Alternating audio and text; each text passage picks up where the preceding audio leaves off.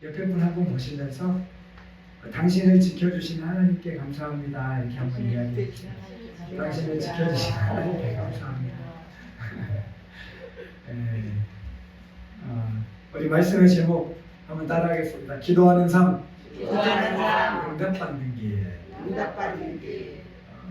그 덴마크와 이스라엘 유학을 통해서 새마을 운동을 이끌고 건국대학교 부총장을 지내는 등 우리나라 농촌 중흥운동에 큰 공헌을 한 독실한 그리스도인인 유태영 교수라는 분이 계세요. 이분이 경력이 굉장히 화려하고 우리나라에 공적도 많이 올렸는데 이런 화려한 경력과 달리 이분은 일제강점기인 1936년 전북 임실에서 머슴의 아들로 태어납니다. 그래 일제강점기 그것도 머슴의 아들로 태어났으니 밥을 제대로 먹었겠어요. 삶이 어떻겠어요. 어릴 때부터 그냥 머슴 일 하면서 매일 굶주림과 고된 노동 속에서 내일을 꿀 수 없는 처지잖아요.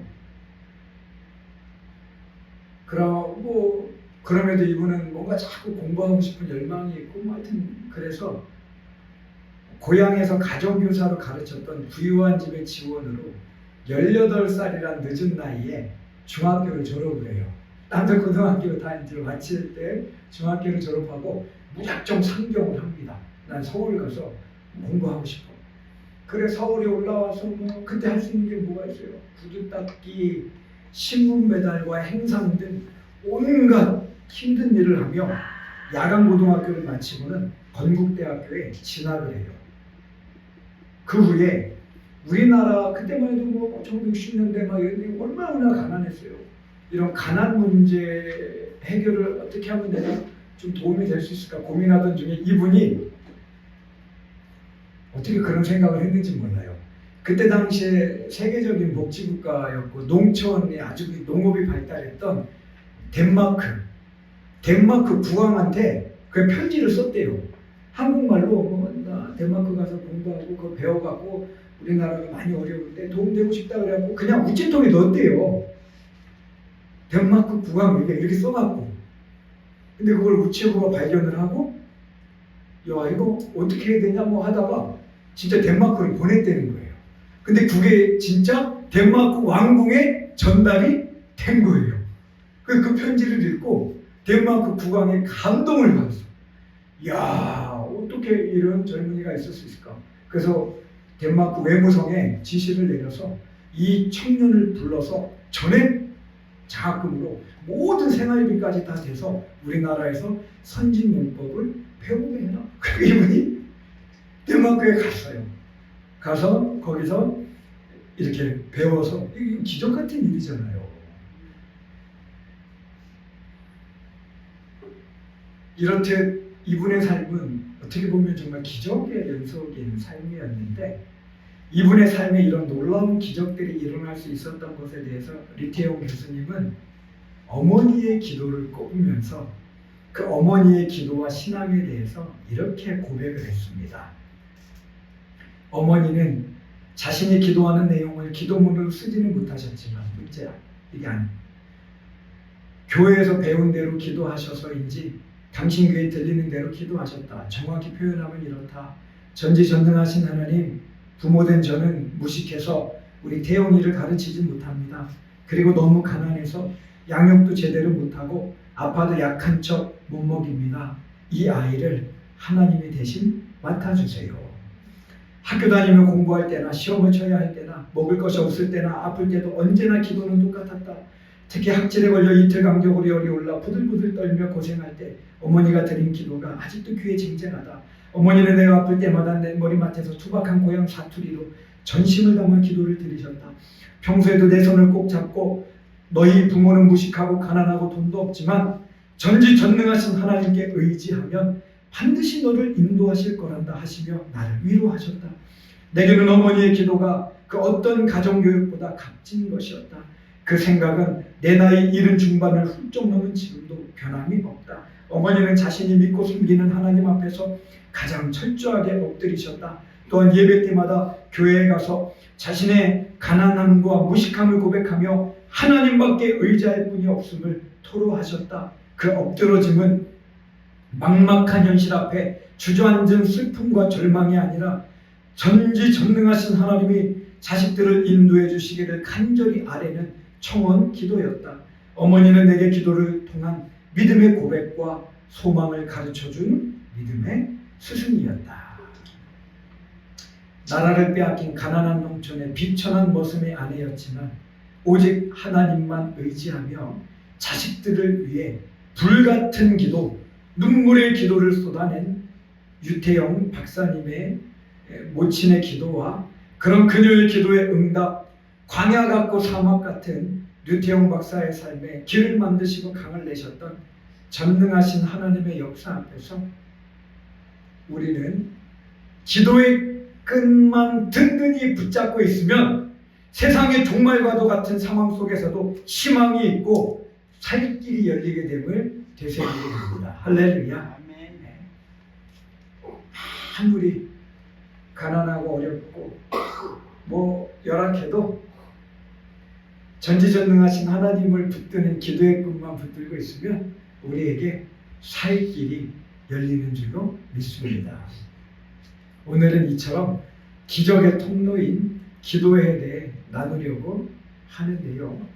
이 기도에 관한 말씀을 묵상할 때마다 느끼는 건 한번 따라하겠습니다. 기도에 관해서 하나님은 참 친절하시다. 네, 제가 기도에 관한 말씀들을 읽고 묵상할 때마다 느끼는 건 하나님이 이 기도에 관해서는 무척 친절하시다는 거예요. 어떤 면에서 그런가? 일단 첫 번째, 하나님은 뭐라 그러시냐면 야 기도해 라고 하시면서 뭐라고 말씀하시냐면 내가 기도 듣고 응답해 줄게, 내가 응답해 줄게 라고 말씀하시고, 또 하나는 뭐냐면 그런데 내가 응답하려면 너희가 이렇게 기도해야 돼 라고 그 기도하는 응답받는 기도의 방법까지도 다 친절하게 알려주고 계신다는 거예요. 그래, 오늘은 본문을 통해서 주님께서 가르쳐 주신 기도 응답의 비결에 대해서 살피려고 합니다. 오늘 본문은 예수님께서 예루살렘 성에 십자가 지시기 위해서 입성하신 다음에 월요일에 지나가시다가 잎사귀만 무성한 열매 없는 무화과 나무를 저주하신. 근데 그 다음날 또 화요일날이 되어서 그 앞을 지나가는데 진짜 어제 예수님께서 저주하신 무화과 나무가 뿌리채 말라 있는 거예요. 그래서 베드로가 주님이 어저께 저주하신 대로 이 무화과 나무가 진짜 말랐대요? 이렇게 질문하면서 시작되는 말씀이에요. 물론 이 무화과 나무 저주의 실현 사건의 핵심은, 여러분 무화과 나무는 구약 성경에서 누구를 상징할까요?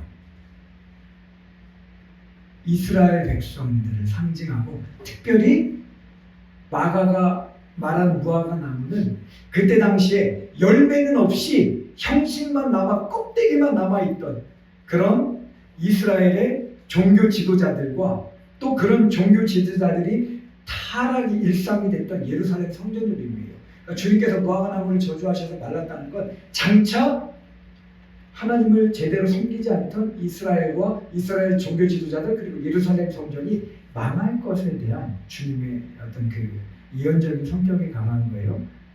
근데 오늘은 이게 아니라 순수하게 오늘 본문에 나오는 기도와 관련된 주님의 교훈에만 집중하려고 합니다. 베드로의 주님 진짜 이게 말랐네요 라고 하는 말씀 질문을 받자 주님은 제자들에게 22절로 24절 말씀을 통해 응답받는 기도의 비결을 알려주시는데요. 주님께서 알려주신 응답받는 기도에 관한 첫 번째는 따라하겠습니다. 하나님께서 우리의 기도에 반드시 응답하시는 분임을 믿으라는 겁니다. 하나님께서 우리 기도에 반드시 응답하는 분임을 믿으라는 거예요. 23절 말씀 함께 읽겠습니다. 23절 시작. 내가 진실로 너에게 이르노니 누구든지 이 산도로 들리어 바다에 던지우라 하며 그 말하는 것이 이룰 줄 믿고 마음에 의심하지 아니하면 그대로 되리라. 여기서 누구든지 이 산도로 들려 바다에 던지우라 라고 하는 이 표현 있잖아요. 이거는 당시 유대인들 사이에서는 불가능한 일을 갖다가 나타내는 관용적인 표현입니다. 야, 그게 되겠어? 그건 안 돼. 이런 표현이죠. 그런데 주님은 이처럼 우리 힘으로 도저히 이룰 수 없는 불가능한 일이라도 그 말하는 것이 이룰 줄 믿고 마음에 의심하지 아니하면 하나님께서 응답하실 것이다 라고 말합니다. 할렐루야. 여기서 이제 의심 나오잖아요. 마음에 의심하지 아니하면, 이 의심이라고 하는 말은 여러 가지 가능성 사이에서 마음을 정하지 못한 채 갈팡질팡하는 거, 우왕좌왕하는 상태를 의미해요. 그러니까 이는 기도를 하면서도 여러분이 뭔가 기도해요? 하나님 이거 이루어 주세요. 응답해 주세요. 이렇게 기도를 하면서도 한편으로는 이렇게 생각하는 거예요. 기도했다고 진짜 될까? 기도했다고 만약에 응답 안 되면 어떡하지?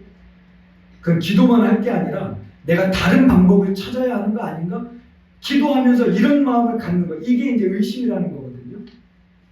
이렇게 흔들리지 않으면 하나님은 틀림없이 우리 기도에 응답해 주시는 분이시다라고 하는 거예요. 하나님을 믿고 기도하면 전능하신 하나님께서 우리 눈에 불가능한 일도 이루어 주시니까 딴 생각하지 말고, 안 된다 생각하지 말고 하나님을 믿고 기도하라는 겁니다. 할렐루야. 하나님께서 아브라함을 75세에 불러서 후손들을 주어서 메시아를 보내겠다 이 약속을 주시잖아요. 근데 아브라함이 이리 흔들리고 저리 흔들리고 의심해. 이게 뭐냐면은 아브라함이 그 믿음, 그러니까 언론을 말하면 하나님 약속을 주셨는데 그때는 아브라함 기도했겠죠. 하나님 약속대로 주실 줄 믿습니다. 근데 그러면서도 또 진짜 될까? 지금 내 나이가 몇인데 내 부인이 정수가 다 끊겼는데 될까 말까 이러면서 그냥 아브라함이 저리 흔들렸다는 거예요. 근데 하나님께서 참 이렇게 뭐랄까 하나님께서 이렇게 이 요동치는 믿음을 붙잡아 주시는데 어떻게 붙잡아 주시냐면 아브라함과 사레의 뭘 바꿔주세요? 이름을 바꿔주세요. 여러분 아브라함의 원래 이름이 뭐였어요? 아브람, 세자였잖아요. 아브람이 아브라함이 되고 사라의 본래 이름은 뭐예요? 사레. 사레 들렸다 할 때 그 사레가 아니에요. 사레였다가 사라로 바꾸세요. 근데 여러분 아브람은 무슨 뜻이에요? 아브람.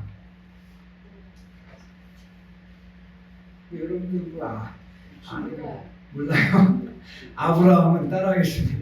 존경받는 아버지. 아브람은 존경받는 아버지. 근데 아브라함은 뭐예요? 열국의 아버지. 그냥 특정 여기서 존경받는 아버지가 열방의 아버지가 된다. 이렇게 이름을 바꿔주시고 사례는 뭐예요? 뜻은 그거죠. 나의 공주라고 하는 뜻이에요. 나의 공주. 근데 사라는 무슨 뜻이에요? 열국의 어미. 나의 공주에서 열국. 이렇게 이름을 바꿔주십니다. 그러면서 하나님은 100세, 아브라함은 물론 90세가 되어 경수까지 끊겨 자식을 가질 확률이 제로인 사라에게 당신을 믿으라 말씀하셨고 불가능한 현실에서 아브라함이 사라가 이걸 믿어요. 그 나중에 응답이 되게 됩니다. 이 아브라함과 사라처럼 저와 여러분도 반드시 응답하시는 하나님을 믿음으로 하나님께 기도하기에 힘써서 응답받기를 축복합니다. 유기성 목사님이 유기성 목사님 책에서 한 여자아이를 입양한 멕시코 선교사님에 관한 이런 이야기를 읽은 적이 있어요. 이 멕시코에서 사역을 하다가 친아버지에게 학대를 받아갖고 뭐 진짜 너무 비참하게 살던 여자아이를 구출해냈는데 하나님이 야, 걔 너무 불쌍하니까 그냥 네 양딸로 걷어. 그래갖고 걔를 입양을 했대요. 그리고 그 아이에게 이렇게 말했답니다. 얘야, 이제 너는 내 딸이고 내가 네 아버지니까 앞으로 필요한 거 있으면 나한테 다 얘기해.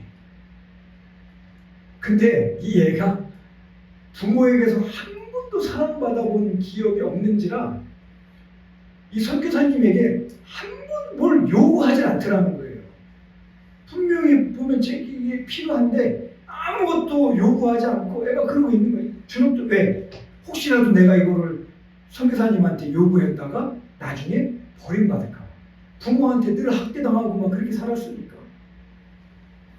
그 선교사님이 마음이 되게 막 그냥 이게 안 좋은데 어느 날 이 아이가 선교사님에게 이렇게 다가오더니 조용한 목소리로 이렇게 귀에 대고 얘기하더래요. 아빠, 신발끈이 하나 필요해요. 라고 말하는데 순간 선교사님 눈에서 왈칵 눈물이 쏟아졌대요. 왜요? 아, 드디어 얘가 나를 아빠로 인정했구나. 얘가 나를 아빠로 의지하는구나. 그 마음이 들어서 그냥 막 그리고 그게 그렇게 감사하고 감격이 됐답니다. 여러분, 우리의 아빠이신 하나님의 마음이 바로 이 선교사님 마음과 같음을 우리는 기억해야 돼요. 내가 네 아빠고 너는 내 딸과 아들이니 이 아빠에게 너의 절실한 필요, 네가 감당 못할 인생의 시험과 고난, 아픔을 해결해 달라고 구하렴. 그러면 너를 세상 그 무엇, 그 누구보다 사랑하는 내가 네 기도를 들을 것이고 너의 절실한 필요와 네 힘으로 어찌할 수 없는 문제와 고난에서 너를 건질 거야. 할렐루야. 이게 우리에게 기도하라고 하시는 하나님 아버지의 마음이에요. 그리고 이 마음을 우리가 이해하면 기도는 힘들게 해야 하는 의무가 아니라 우리가 즐겁게 하나님 앞에 아뢰일 수 있는 그 일이 되는 거예요. 길을 가다가 내가 살다가 당장 뭐가 필요해. 내 힘으로 안 돼. 그럼 어떻게 하라는 거예요? 구하라는 거예요. 아빠, 나 이거 필요해. 하나님, 이거 필요해요. 근데 내 힘으로 안 되네요. 하나님, 제가 요즘 이렇게 힘들어요. 이기기가 힘들어요. 하나님, 나 좀 붙들어주세요. 도와주세요. 여러분, 이런 하나님 아버지의 마음을 하나님은 따라하겠습니다. 하나님은 우리 기도를 즐거이 들으시고 응답하고 싶어 안달이 납니다. 부모의 마음이죠. 이것처럼 하나님은 자녀인 우리의 기도를 듣고 싶어, 그리고 응답해 주고 싶어 안달이 나신 분이에요. 그래서 여러분, 이 믿음 가지고 날마다 하나님 앞에 기쁨으로 기도하기에 힘세게 되기를 축복합니다. 이어서 주님은 우리의 기도에 응답하시는 하나님을 응답을 밑에 이어서 따라하겠습니다. 내가 기도하는 기도의 응답이 이미 주어졌음을 확신하는 믿음까지 가지라. 네, 말씀하십니다. 내가 기도하는 기도의 응답이 이미 주어졌음을 믿는 확신을 갖고 기도해라. 우리 24절 말씀 함께 읽겠습니다. 24절 시작. 그러므로 내가 너희에게 말하노니 무엇이든지 기도하고 구하는 것은 받은 줄로 믿으라. 그리하면 너희에게 그대로 되리라. 할렐루야. 네. 아까 의심하고 반대되는 거잖아요. 의심 내가 기도하면서도 될까? 이게 될까? 지금까지 안 됐는데 될까? 근데 주님은 뭐라 그러는 거예요? 그거 말고 네가 기도했으면 내가 너 기도 들어주는 거 내가 너무 즐거운 일이고 내가 너무 기뻐하는 일이니까 네가 나에게 구했으면 그게 이루어진 줄 이미 확신하고 믿고 선포하라는 거예요. 할렐루야. 여러분, 주님의 이 권면처럼 우리는 기도할 때 당장의 응답이 오지 않아도 우리의 기도에 틀림없이 결국에는 응답하실 하나님에 대한 신뢰 가운데 내 기도가 이미 응답되었음을 믿음으로 선포하게 되기를 축복합니다. 이렇게 말하는 거예요. 하나님께서 내 기도에 응답하실 겁니다. 두고 보세요. 내 기도대로 믿음대로 되는지 안 되는지 지켜보세요. 반드시 될 거예요. 할렐루야. 제가 왜 청년부를 지도할 때에 청년들을 데리고 여름마다 겨울마다 국내외 전도 여행을 다녔어요. 2002년 여름에 대양교회 청년들을 데리고 전남 여수와 경남 사천, 전남 보성으로 전도 여행을 갔을 때 공교롭게도 그 주간에 태풍이 올라왔어요. 전도 여행을 갔는데 태풍이 올라온 거야. 노방전도도 하고 마을잔치도 하고 막 다 해야 되는데 성경학교도 하고. 그래 이제 비가 억수로 왔는데 아울리치 넷째 날 제가 여수에 있다가 보성팀과 합류하려고 가는데도 비가 얼마나 쏟아지는지. 당일 보성팀은 오전, 오후 노방전도와 저녁 때 보성역 앞에서 저희가 막 공연 준비했거든요. 막 드라마부터 해갖고 쫙 준비해갖고 그걸 다 준비한 그 전도가 예정이 돼 있었는데 강한 비로 인해 모든 것이 취소될 수밖에 없는 상황이었어요. 근데 마침 보성에 도착하니까 비가 좀 잦아들더라고요. 태풍 중에. 그래 이제 오후 전도와 공연 전도를 나가려고 준비하는 청년들과 함께 뭐라고 기도했겠어요? 하나님 이렇게 열심히 준비했는데 지장이 없도록 비가 안 왔으면 좋겠습니다. 그래서 공연 전도까지 잘 마치게 해달라고 뜨겁게 기도했어요. 그때 비가 약간 잦아들었으니까 많이 잦아들어서 그렇게 기도를 뜨겁게 해놓고 이게 보니까 청년들이 나가면서 주섬주섬 무사람들이 다 챙기고 있는데 비 오는데 우산 갖고 가요. 그래서 제가 근데 그때 제 안에 그 비가 전도 끝날 때까지 거리 공연 전도 끝날 때까지 비가 안 올 거라는 확신이 생겨서 청년들 앞에 선포했습니다. 하늘을 보면 비 안 오는 게 이상하고 가까운 여수만 해도 장대비가 지금 쏟아진다지만 여기는 거리 공연 전도 끝날 때까지 비 안 올 것이니 우산은 가지지 말고 나가서 마지막 날 전도의 불꽃을 살라보자. 다 우산 못 들게 했어요. 그리고 나갔어요. 이 말에 모두 우산 안 챙기고 나가 오후 전도를 하며 보성역 앞에 거리 전도, 공연 전도를 준비하는데 정작 저의 시선은 줄곧 하늘을 향하느라 전도를 제대로 못했습니다. 애들 막 청년들 전도하는데 저는 비가 오면 어떡하지? 올 것 같은데 조금씩 떨어지는데 뭐 어떡하지? 거리 공연 전도하면 막 앰프도 갖고 나가고 막 다 해야 되니까 전기 비 오면 좀 큰일 났는데 이거 어떡하지? 저는 진짜 솔직히 그랬어요. 내가 선포를 해냈는데 근데 진짜 놀랍게 그날 보성역 앞 거리 문화 공연 전도가 끝날 때까지 하나님께서 한 4시간 정도 비를 멈춰주셨어요. 그리고 그 공연 전도 딱 끝나고 우리가 짐을 딱 거두니까 그때부터 비가 막 또 쏟아지기 시작하는데 이때 보성으로 갔던 청년들이 은혜를 크게 받았습니다. 와 이거 기도하니까 되네? 진짜 우리가 선포하니까 되네? 그 청년들이 그때 진짜 체험을 크게 했어요. 그리고 나중에는 우리가 여수로 다 총 집결을 해서 거기서 마지막 날 금요일날 집회를 하고 은혜를 나누는데 그 은혜가 얼마나 큰지 얘네들이 이만큼 간증을 하는 야 하나님이 이런 역사를 일으켜 주시더라. 주님은 너희가 전능하신 하나님의 사랑과 능력을 믿고 기도하면 이미 응답된 줄 알고 그대로 믿으라고 말씀하십니다. 그러면 정말 그 믿음대로 될 거다. 주님의 이 말씀을 저와 여러분이 굳게 붙들고는 욕망과 정욕을 위한 기도가 아닌 이상 우리를 너무 아끼고 사랑하시는 아버지께 기도하면 어떤 불가능한 일이든 하나님께서 이루어 주심을 굳게 확신할 뿐 아니라 이미 응답된 줄 믿고 주변 사람들에게 선포하는 저와 여러분이 되기를 축복합니다. 가족 구원을 위해 기도하는데 하나님께서 제 가족을 반드시 구원해 주실 거예요. 보세요. 이 기도가 응답되나 안 되나 문제 많은 자식과 남편이 변화되어 새 사람 될 거예요. 전능하신 하나님께서 그렇게 안 만드시나 한번 지켜보세요. 내 힘으로 해결할 수 없는 이 문제요. 능치 못함이 없으신 하나님께 기도했으니 기적처럼 해결될 거예요. 기다려보세요. 반드시 그렇게 될 거니까 할렐루야. 이렇게 선포하는 믿음으로 저 여러분이 되기를 축복합니다. 물론 이런 선포는 안 돼요.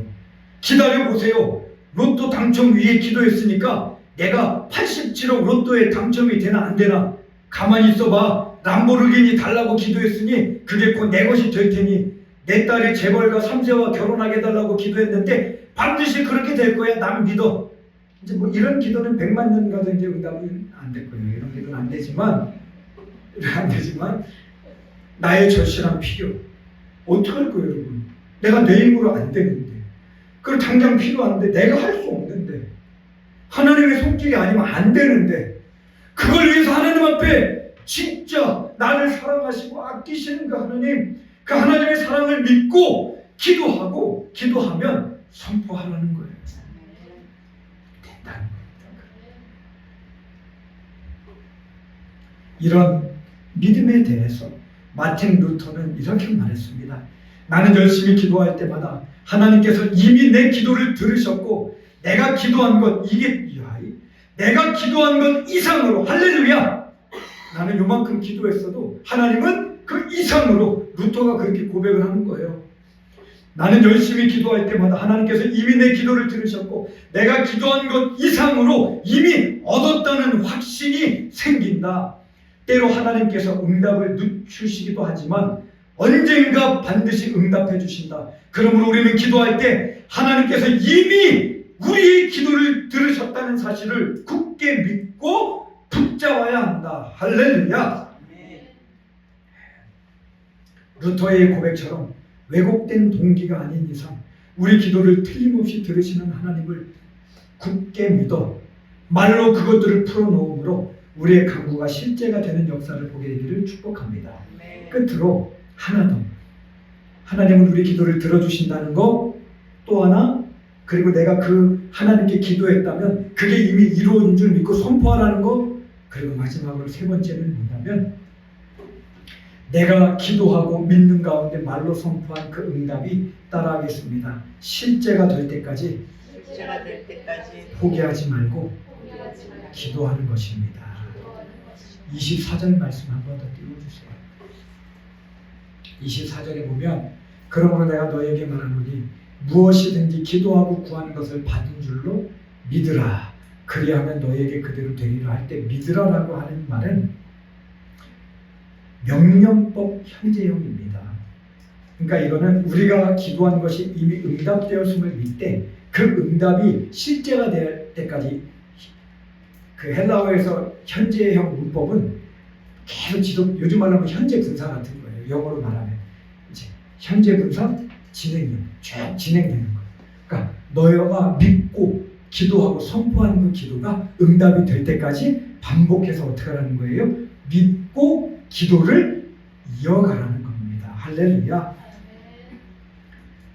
여러분, 사람이 기도 응답받지 못하는 큰 두 가지 이유가 있죠. 기도 응답받지 못하는 큰 두 가지 이유 뭐죠? 첫 번째는 일단 기도 안 하기 때문에. 안 하니까 응답 못 받는 게, 안 하니까 어떡할 거요. 운운에 젖주는 거지. 그죠? 일단 기도 안 하면 응답 못 받습니다. 또 두 번째는 뭐예요? 기도하면서도 응답 못 받는 경우가 있죠. 기도하다가 중단해버려요. 포기해버려요. 낙심해서. 한 몇 번 기도하니까 안 돼. 기도해도 안 돼. 뭐 안 돼. 내 목사님 웃기지 마요. 나 기도했는데 안 되는데 뭐 안까지도 안 돼요. 이건 왜 그래요? 그걸 넘어서지 못했기 때문에, 그 순간 기도를 중단했기 때문에. 오늘 주님 뭐예요? 현재요. 이어가라는 거예요. 포기하지 말고 낙심하지 말고 하나님의 선하심과 능력을 믿고 계속해서 기도하라는 거예요. 내가 믿고 기도하고 한 것이 실제가 될 때까지. 여러분, 하나님께 범죄한 결과 맡게 된 북이스라엘의 3년 반 기근을 하나님께서 끝낼 거야 라고 엘리야에게 약속을 주세요. 그리고 엘리야가 이 약속의 말씀을 받고 갈멜산 꼭대기에 올라가고 머리를 갖다가 어디다 두 무릎 사이에, 이게 여러분 제가 해봤어요. 이게 이렇게 기도가 되나? 무릎 꿇고 막 제 머리를 이렇게 하니까 허리가 이게 뻣뻣해갖고 이게 안 돼. 엘리야라고 하면 됐겠어요, 그 나이가? 근데 그렇게 기도했다는 건 뭐예요? 진짜 하나님 앞에 절박하고 절실하게 기도했다는 거예요. 근데 이제 엘리야가 가고 첫 번째 기도해요. 기도하고 사원한테 가서 그래요. 야, 저쪽으로 지중해 쪽으로 뭐가 좀 있나 봐라. 그랬더니 사원이 갔다 오더니 뭐라 그래요? 아무것도 없는데요? 그또 기도해요. 그렇게 하고 엘리야가 몇 번을 기도했다고 나와요? 제가 몇 번을 여러분들 다 아실 것 같아요. 몇 번 기도했다고 나와요? 어떻게 하셨어요? 네, 잘하시네. 7번. 7번 기도하고 사원을 또 보내요. 그러니까 사원이 뭐라 그래요? 저기 보니까 손바닥만한 구름 하나가 있는데 어떤 엘리야가 됐어. 그리고 일어나죠.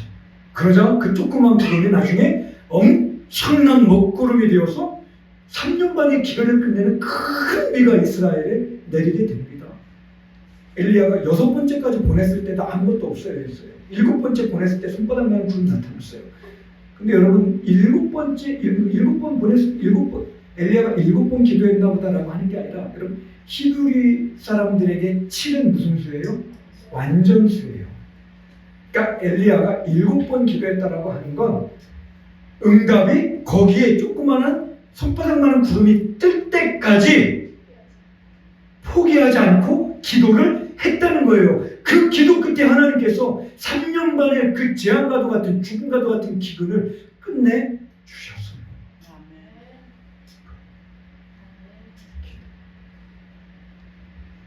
저와 여러분이 엘리야와 같게 되기를 축복합니다. 목사님 저 한 100번 기도했는데요. 이어가셔야 돼요. 그게 200번, 300번, 1000번까지 가셔야 돼요. 그 반드시 응답돼요. 저도 솔직히 지금 40년을 넘게 기도하고 있는 게 응답이 안 되는 기도 제목이 있어요. 제 두 동생 집안이 주님께 안 돌아오고 있어요. 지금도 기도하고 있어요. 포기할 수 없어요. 그래서 저는 반드시 이루어질 줄 믿어요.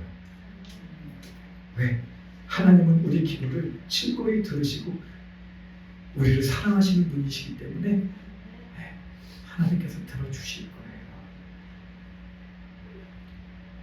조지밀러 목사님이 이렇게 말했습니다. 기도하지 않는 것은 생명줄을 놓치는 것이다. 기도를 시작하는 것으로는 부족하다. 몇 시간 기도하는 것으로는 충분하지 않다. 중요한 것은 응답이 될 때까지 믿음을 가지고 꾸준히 기도해야 된다. 주님의 이 말씀과 엘리야의 모범처럼 우리는 응답이 더디다고 주저앉지 말아야 합니다. 포기하지 않고 끝까지 기도하면 하나님께서 반드시 응답할 것이기 때문이요. 더욱이 응답이 더디다고 믿음이 약해져 기도를 중단해버리면 나도 가족도 교회도 세상도 다 무너지게 되는지라. 살다가 사람 끈 재물 끈은 혹 놓쳐도 기도의 끈만은 놓치면 안 됩니다. 기도의 끈을 놓아 하나님을 놓치면 모든 것을 잃게 되기 때문이요. 세상 끈 다 끊어져도 기도로 하나님 끈만 꽉 붙잡고 있으면 지옥과도 같은 혼란 속에서도 살 길이 열리기 때문입니다. 그래 우리는 성도의 삶에서 기도가 무너지면 모든 것이 무너짐을 잊지 말아야 하고 반대로 기도하면 나도 살고 가족도 살며 교회도 살고 세상도 살아남을 기억해야 합니다. 그렇게 세상의 모든 것은 기도로 살고 기도를 멈춤으로 무너짐을 알아 날마다 기도의 끈을 잡고 기도하되 불가능도 가능케 하시는 하나님께서 내 기도를 들으심과 틀림없이 응답하실 것을 믿고 기도한 것이 이미 응답되었음을 입술로 선포하되 그 선포가 현실이 될 때까지 포기하지 않고 기도해 하나님의 응답을 풍성히 누리며 사는 저와 그 교회 성도들이 되시기를 축복합니다. 네, 함께 기도하겠습니다.